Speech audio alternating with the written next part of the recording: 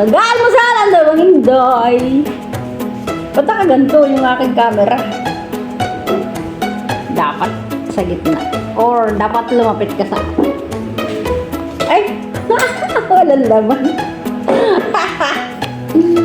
For today's video, mag-aalmusal ang dalawang Inday, guys. Ito ang almusal namin, guys. O, bachong. Tsaka itlog. Ayan, no. Nagawa sa iba ng salad. Almusal yan, ha? Eto nga, guys. Kasi baka kulang yung batsyang sa amin, kaya gumawa ko ng tinapay. So, ayan. Isa-isang tabi muna natin to kasi hindi nakikita ang biotic ko. Sa YouTube ba? So, ayan na nga, guys. I-open ko na to. Si Evelyn ay nakapag-open na ng kanya. Bakit hindi mabuksan? Anong ginawa mo? Bukas ka ng bukas na hindi mo tinitingnan. Tatak ka lang kung buksan naman yan. Hindi mabuksan, guys. Ayan, guys. Alam nyo kung anong laman ito. Ito ay glutinous rice. Karne. Karne ang lahok sa ilalim. Karne at saka malagkit. Glutinous rice. This is sa ilalim. So, ayan. Pero, ito na po yung finished product ng na-open ko yung aming Magbubukas muna tayo ng isang itlog. Feeling ko masarap kumain ng naka-itlog.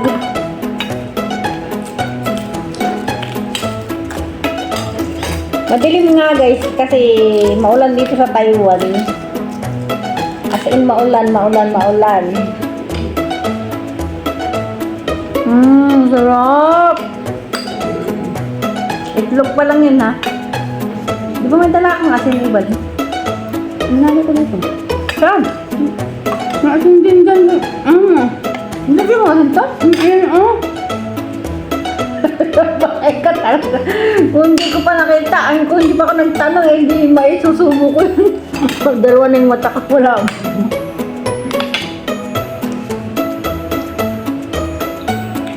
Ang sarap niya, guys, promise. Di ba masarap pala talaga iinitin ay dito sa basta ano siya. Kasi yung ininit ko dun palang ininit sa inaano natin na may kain niya. Sarap! Sarap, promise.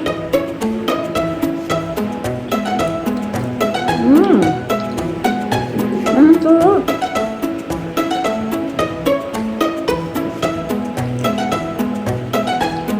May mani pa.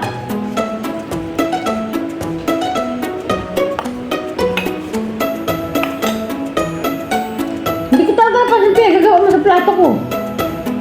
Ano yung pinagagawa mo sa plato ko talaga? Sarap.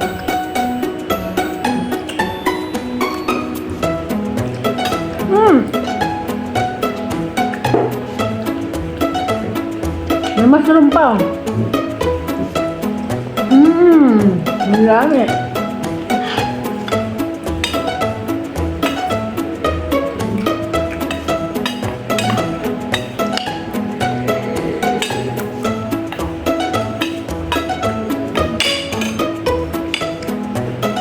Kaya nga pala, guys, kaya marami ditong batsang.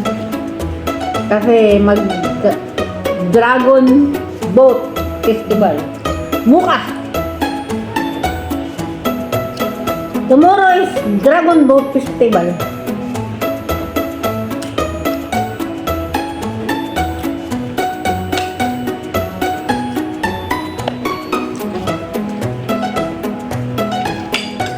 Ang daming tindang ngayon. Ganito. Kahit saan sulok doon sa palengke. Dami. Hindi mo nakita. So kahit wala naman ganito na may kitindala pa rin. Pero mas mura sa time na ganito pag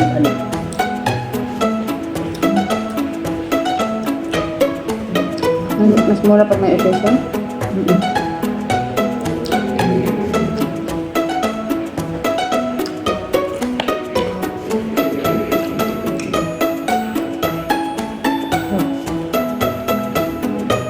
Sarap as in masarap.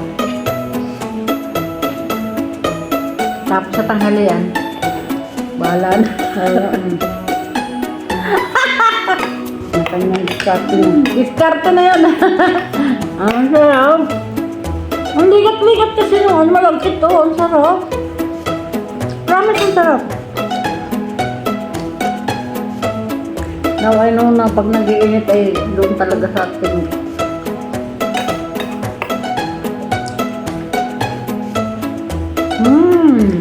Yum.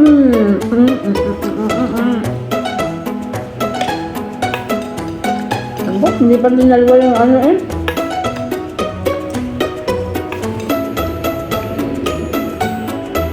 Dapat dinalwa mo. Dadalo na nga. Mga okay.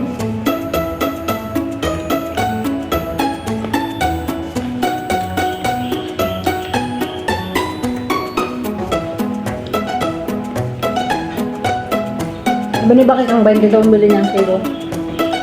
Sabi ko, ito lang ang bili ko. Sabi niya, tanga mo, hindi magaling bili marami. Hindi niya alam wala. Ang pera tinayak sa luto.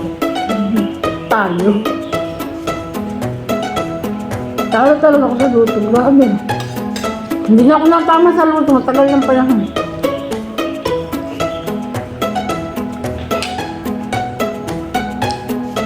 Lolo ko namatay na nang wala yung tama-tama.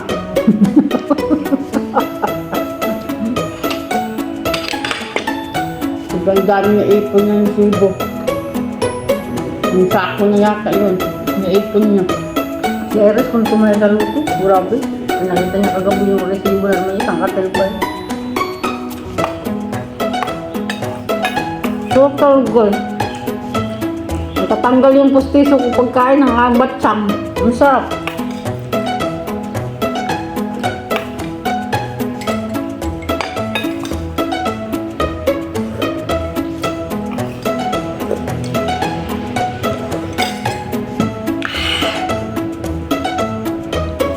Grabe na to. Namus mo yung dalawang itlog?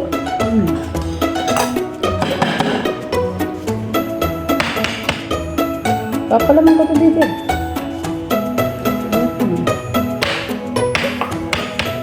Ang bata niya.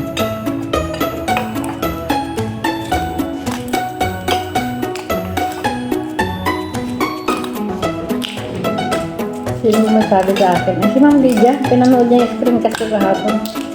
Uy, yung almusal mo, isang ano ko lang yan. Pagkain ko na yung buong maghapon. Diba screencast ko kahapon yung dalawang ganito tapos ano?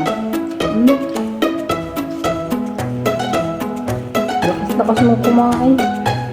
Sabi niya, hindi naman ako. Late-late yung kumain, hindi mo lang ako tumataba. Ay, lagi ako mataba. Ikaw naman, sobrang laki ng kain mo, hindi ka tumataba. Anong klaseng tao ka? Sabi niya gano'n. Sa hormonalis niya. Oo?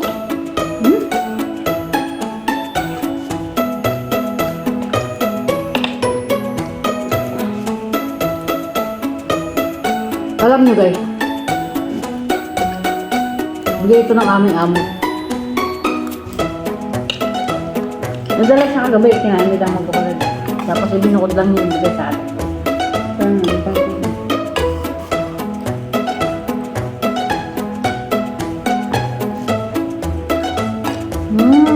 Sarap! Sarap, promise!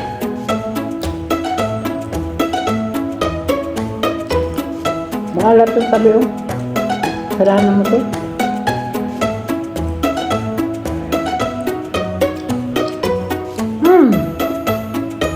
Abos ko na. Ang batsang. Huwag mo sabi nga abutin pa ng tanghali ay ang batsang mo na yan.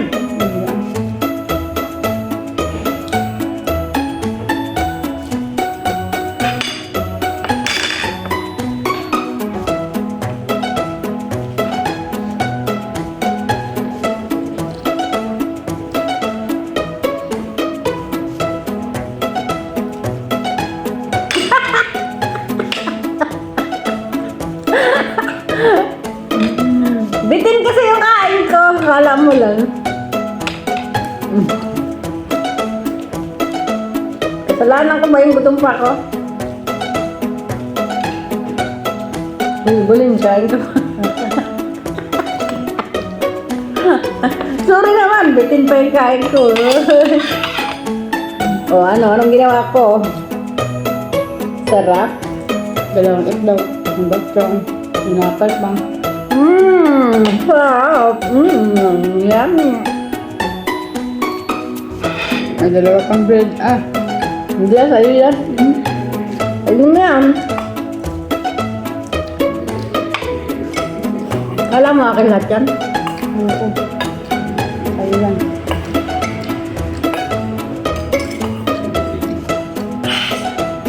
Kasi alam ko, bitin ka sa kain, kaya pinag-ready kita ng ano. Hindi ako bitin. Pinag-ready kita ng pagkain. Ikaw lang ang sabi nga.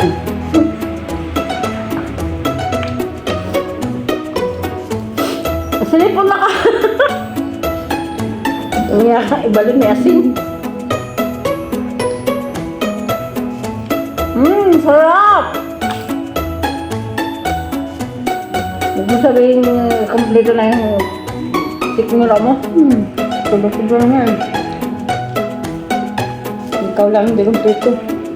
Ayun, grabe, mura ko na. Maalala mo ako. Maalala mo ako yung maling pagkakayo mo wala ng Pilipinas. Sabi yung ate ko, lakas kumain yun, grabe yun. Hindi naman tumataba. Sana yung umaba pa ang buhay ni mama para kahit 15 years ay maguno ko.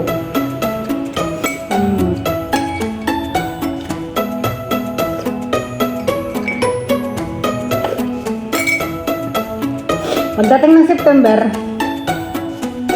ano na ako, isang taon na lang natitira.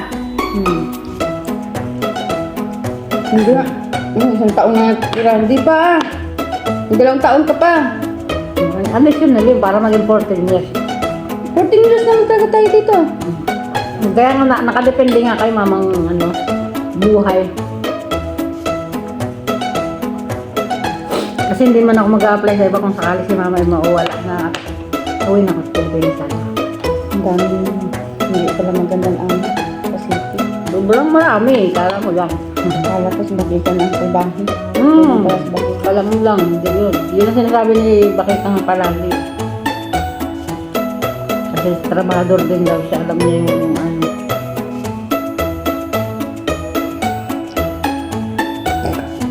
Tagaan ko ng palindakit. Maglablab na lang kami dalaw. Mag-love you na lang kayo araw-araw. Eh, tapos na pala oh! Maraming salamat guys! I love you all! Bye! Thank you for watching sa aming... Sarado na.